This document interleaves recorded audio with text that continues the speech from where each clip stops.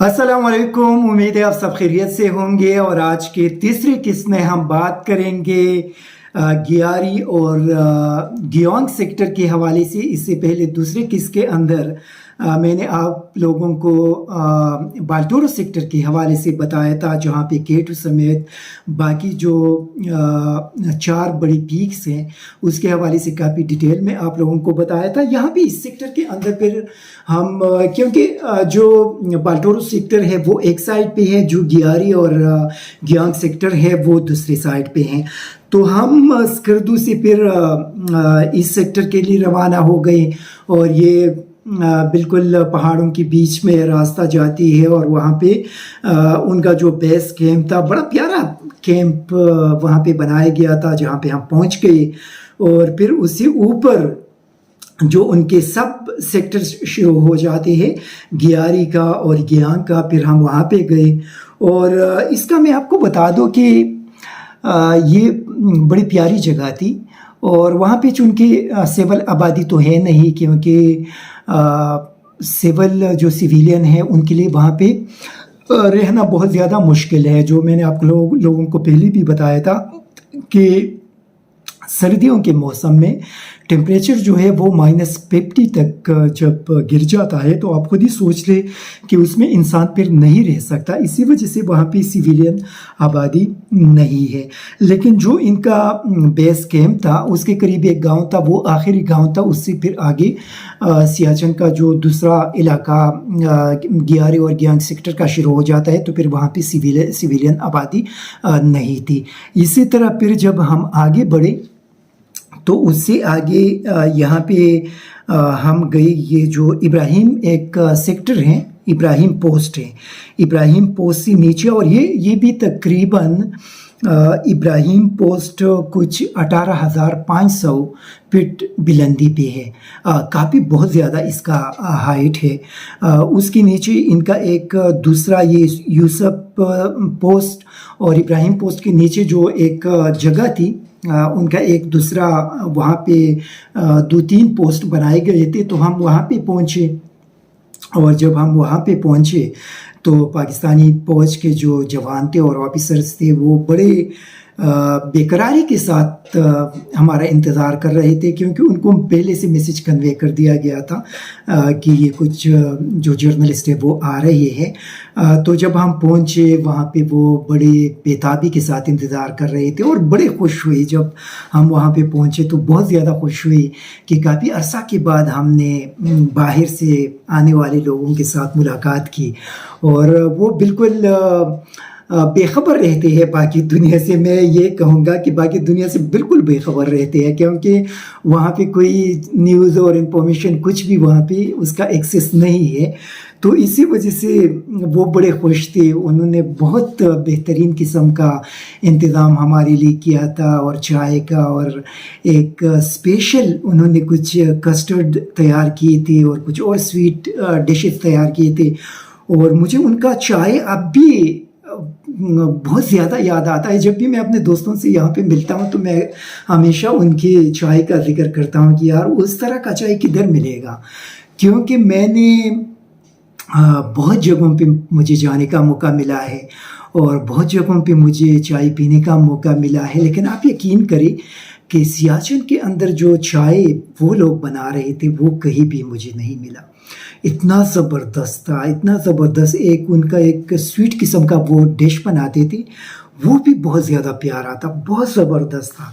और आप यकीन करें कि सारे लोगों ने, जो मेरे दूसरे दोस्त आती थी, मेरा एक बॉस था और एक मेरा दूसरा कुलीग था, तो उन सब ने उसको बहुत ज़्यादा एंजॉय किया था। एक तो मौसम बहुत ज़्यादा ठंडा था, और इसी वजह से आपको पता है कि ठंडे मौसम के अंदर फिर बंदे का दिल करता है कि चाय जितना भी ज़्यादा मिले तो आप उसको एंजॉय करते हैं। और साथ अगर उस किस्म का कुछ बेहतरीन किस्म का डिश भी मिले तो वो तो और भी बड़ा अच्छा होता है।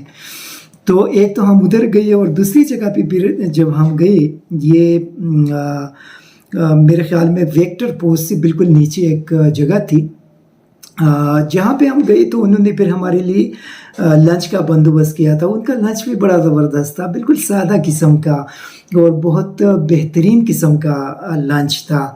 اور سب سے بڑی چیز جو میرے لیے تھی وہ ہمارے فوجی جوان اور آفیسرس کے چہروں پہ وہ خوشی اور وہ مسکراہٹ کہ کافی عرصے کے بعد یہاں سے کچھ لوگ گئے، ان کے ساتھ ملے اور ان کے ساتھ کچھ ٹائم گزارا، اور وہ بہت زیادہ اس پہ خوش تھے، انہوں نے بہت زیادہ انجوائے کیا اور ہم نے بھی بہت زیادہ انجوائے کیا. ہم نے ان کے ساتھ جو ٹائم وہاں پہ گزرنے کا موقع ملا تو آپ یقین کریں کہ وہ مجھے آج بھی بڑا یاد آتا ہے.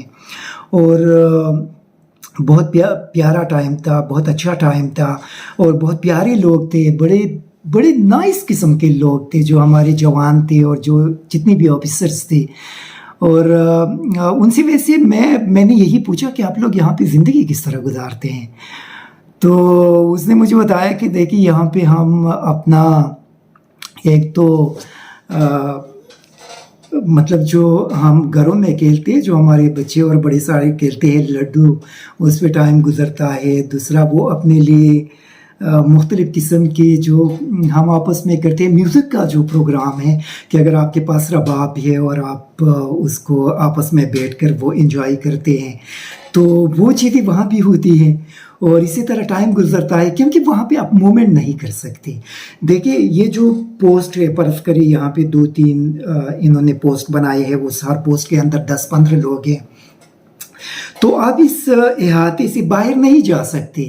جب آپ نہیں جا سکتے تو آپ مجھے یہ بتائیے کہ آپ زندگی کس طرح گزارتے ہوں گے اسی طرح کے مقامات پہ، کیونکہ نہ وہاں پہ انڈین مومنٹ کر سکتے ہیں ورنہ پاکستانی کر سکتے ہیں. جہاں پہ یہ بیٹھے ہیں بس وہاں پہ یہ لوگ بیٹھے ہوئے ہیں، اس سے آگے پیچھے یہ نہیں جا سکتے. اور جب جاتے ہیں تو پھر ایک پلان کے تحت جاتے ہیں، اور اس کا میں آپ لوگوں کو نیکسٹ ایپیسوڈ کے اندر بتاؤں گا کہ وہ کس طرح ان کا یہ لوگ پلاننگ کرتے ہیں، کس طرح یہ مومنٹ کرتے ہیں، کس طرح یہ جاتے ہیں. تو پھر اس سے پلان کے بغیر آپ نہیں جا سکتے اور نہ آپ ادھر ادھر جا سکتے ہیں، کیونکہ اس میں جو گلیشیئرز ہیں ان کے گرنے کا زیادہ خطرہ ہوتا ہے. تو اسی وجہ سے ان کے پوسٹ جہاں پہ بنے ہوتے ہیں تو وہاں پہ اگر گلیشیئرز گر بھی جاتے ہیں تو ان کے پوسٹ جو ہے وہ محفوظ جگہوں پہ ہوتی ہے. تو انشاءاللہ اگلے والے جو ایپیسوڈ ہے اس میں آپ لوگوں کو ڈیٹیل سے بتاؤں گا ان کے مومنٹ کے حوالے سے کہ کس طریقے سے کرتے ہیں اور کس طرح یہ ساری چیزیں وہاں پہ ہوتی ہے. لیکن ایک اور جو بڑا زبردست قسم کا چیز میں نے دیکھا، یہاں پہ ہم لوگ فریج کا استعمال کرتے ہیں چیزوں کو خراب ہونے سے بچانے کے لیے. ہمارے گھروں کے اندر ہم جو اس کو کولڈ رکھنے کے لیے فریج استعمال کرتے ہیں، تو وہاں پہ یہ لوگ کس طرح کرتے ہیں. ان کے فریج بڑے زبردست قسم کے ہیں. یہ جو گلیشیئرز ہیں اس کے اندر انہوں نے اپنے اسی طرح کے بنائے ہوئے ہوتے ہیں کہ وہاں پہ اس کے اندر یہ اپنی چیزوں کو رکھ سکے، کیونکہ ان کو جو کھانے پینے کی چیزیں پرووائڈ کی جاتی ہیں. تو یہ بھی انشاءاللہ نیکسٹ ایپیسوڈ میں آپ کو یہ بھی بتاؤں گا کہ کس طریقے سے کھانے پینے کی چیزیں وہاں پہ پہنچائے جاتے ہیں. لیکن جو ان تک پہنچ جاتے ہیں پھر اس کو انہیں گلیشیئرز کے اندر رکھتے ہیں اور پھر اسے تھوڑا تھوڑا لا کر وہ اپنے لیے وہاں پہ تیار کرتے ہیں. اور وہاں پہ چونکہ چیزوں کو پکانے کے لیے ایک تو ان کو تیار خوراک زیادہ ملتا ہے، بڑا سٹینڈرڈ قسم کا، کیونکہ میں نے خود ہی وہاں پہ دیکھا ہے، میں نے خود ہی وہاں پہ کھایا ہے. تو اسی وجہ سے مجھے ان چیزوں کا علم ہے کہ بڑا بہترین قسم کا فوڈ ان کو پرووائڈ کیا جاتا ہے. اور اس میں زیادہ تر تیار ہی خوراک ہوگا، کیونکہ وہاں پہ تو آپ روزانہ نہیں پہنچا سکتے. تو اس کو یہ لوگ رکھتے ہیں اور پھر یہاں پہ لا کر اس کو تیار کرتے ہیں. وہ اپنے اگر ان کے پاس جو سٹو یا چولہے ہوتے ہیں اس کے ذریعے پھر یہ ساری چیزیں پکاتے ہیں اور اس کو دوبارہ گرم کیا جاتا ہے اور پھر یہ لوگ اس کا استعمال کرتے ہیں. تو وہ بھی انشاءاللہ اگلے ایپیسوڈ میں اس پہ بھی ڈیٹیل سے بات ہوگی کہ وہ جو ان تک خوراک پہنچتا ہے وہ کس قسم کا خوراک ہوتا ہے، کیا چیزیں ان کو دی جاتی ہے. لیکن یہ ہے کہ میں نے تو بہت انجوائے کیا ان کی فوڈ کو، بہت بہترین قسم کا فوڈ تھا. اور ان کے چائے تو میں آج بھی نہیں بول سکتا، بہت بہترین قسم کا ان کا چائے تھا اور بڑا پیارا قسم کا تھا. اور اسپیشلی میں نے جوانوں کے ساتھ جتنا بھی ٹائم وہاں پہ گزارا تو یقینی طور پہ बड़े अच्छे लम्हात थे और इंशाल्लाह नेक्स्ट भी एक बार फिर भी जाऊंगा और इस बार जब जाऊंगा तो वहाँ से सारी चीज़ें इंशाल्लाह रिकॉर्ड करके आप लोगों तक पहुँचाऊंगा और वो सारी चीज़ें इंशाल्लाह बहुत ज़्यादा इंजॉय भी करेंगे। तो नेक्स्ट एपिसोड के लिए जिसमें वहाँ तक किस तरह हमारे फौजी जवान जाते हैं, खाने की चीज़ें वहाँ किस तरह पहुँचाए जाते हैं, वहाँ पे किस किस्म की बीमारियों का सामना करना पड़ता है और वहाँ पे एक और कलमा चौक है, उस कलमा चौक के हवाले से मैं आपको बताऊंगा कि उसका नाम कलमा चौक क्यों रखा गया है और उसको कलमा चौक क्यों कहा जाता है। वहाँ पे एक और मुकाम है जहाँ पे हमारे 100 जो जवान थे और उनके साथ जो दूसरे सिविलियन थे वो शहीद हुए थे, उसके बारे में भी मैं आपको बताऊंगा और इंशाल्लाह अगले एपिसोड आप ज़रूर देखें और उसके लिए अपने इस चैनल को ज़रूर सब्सक्राइब करें ताकि वो एपिसोड आप मिस न करें। Thank you very much.